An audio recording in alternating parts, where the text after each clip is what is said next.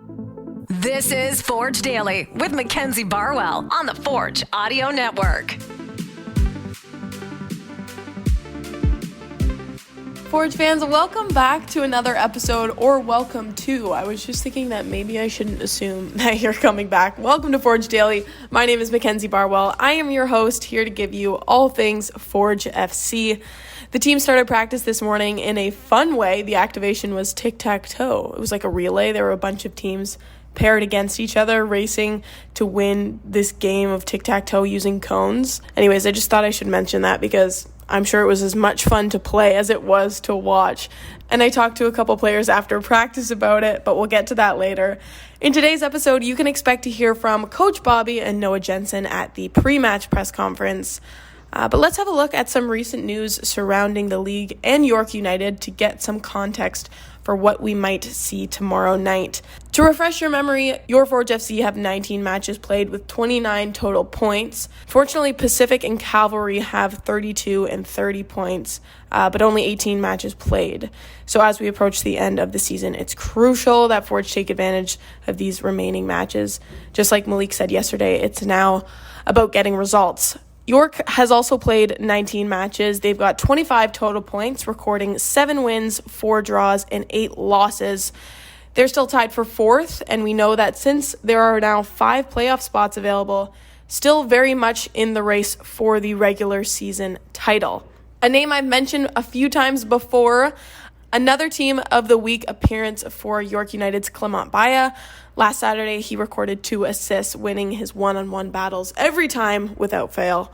And someone else worth mentioning with regards to York's players, striker Ozaze De Rosero will be unable to compete with York this weekend. The club announced a few days ago that he's ineligible to represent them for the month of August because of a violation to the CPL's anti-doping rule. In his statement, Ozaze said that he unknowingly consumed THC after eating an unlabeled dessert at a dinner gathering he attended a few days prior to a match earlier this year. So he'll receive a month suspension for doing so. Kind of a weird situation, but it will affect York United's lineup. And interestingly enough, his 18-year-old brother Adisa has recently joined the club as well as a goalkeeper, a part of their 23-man roster. He's actually on loan from Toronto FC's second squad, so he'll return to that program after the end of the 2023 CPL season. All right, let's hear from Coach Bobby and Noah at the press conference. I mentioned to them that Forge has a reputation of bringing out the best in teams, but asked them, what is it about this provincial rivalry in particular that brings out such a competitive edge to both sides? Yeah, I mean, for the last 2 years I've been here, we've always had good and entertaining games against York. Last year and this year, we've both been at different spots on the table, but this year, York's really been pushing up, and it makes the games against them that much more competitive. I know this year we dropped an unfortunate game to them last time we played them here. So, we're looking to have a better performance and something much like the performance we put on when we played away against them last time. So, yeah, just something that, we need to take care of and to put us in a good spot in the table. You mentioned that throughout your 2 years here, you've kind of seen the rivalry progress, but looking ahead, how do you see it kind of evolving in the future? I mean, I think it's great to, having a smaller league and still having games that just mean that much more, especially for the fans. I know that they get some fans traveling here for our games, but when we play there, we have a lot of our fans go there, and it makes it a really cool environment to play in, and just another derby match to be a part of. That's always fun for the players. Yeah, I think for us, the most important thing we see in front of us is we have an opponent that we need to get 3 points from this weekend. And, it just so happens to be York, and the games are usually good ones. But, for us, it's the most important thing is the 3 points, not so much of who we have in front of us. York always brings their best game when they're playing us. Doesn't matter if they've won 3 straight, if they've lost 3 straight.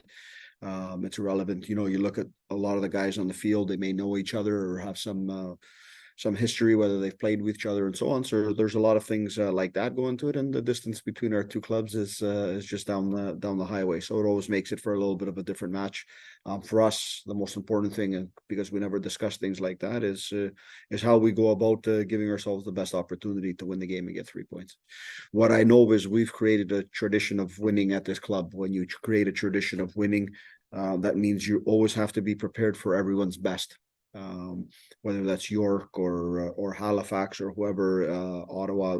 Any team in the league, you have to be prepared for their best, and I think that's one thing that we always have to remind the players of. That's something that we've created. That's something that the club has created with the success, and I think every game we play is a little bit like a derby. Before we wrap up, I mentioned at the beginning of the episode that the team had a tic-tac-toe activation this morning, so I decided to ask a few players what their dream team would look like. Oh, for my tic-tac-toe? Yeah. I would have Noah Jensen, Ali, me, and Borges. First two were based on intelligence and friendship, and the last two was just based on friendship, not intelligence. And also, Borges was standing right there, so you had to say him. Brian, drafting a tic-tac-toe team, who's it going to be? Tic-tac-toe? Yeah. Give me Garvin. Give me Ali. Give me Noah. Okay. Tic-tac-toe. You get to draft a team, you get 3 players. I'm going to pick, I'm going to take G because that's my guy. Nice. And then I'm also going to take Noah because he's doing his master's right now, so he's an intellectual as well. Oh, okay. So he's just like mentally I think G went to school too, no? All 3 of us have degrees. Yeah. Who else went to school? Let's make an intellectual team.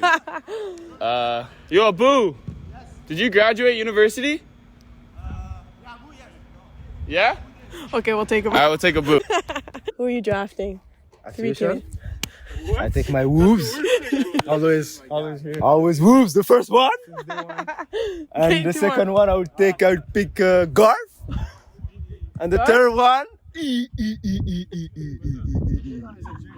Yeah, but Davy's injured, so I would take. True. So I take Kadim. Okay, fair.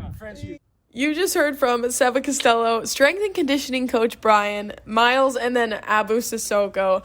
That will officially wrap up today's episode. Thank you all so much for listening.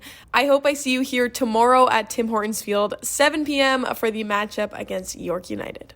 This has been Forge Daily with Mackenzie Barwell. If you like what you heard, please like, follow, subscribe, comment, and share.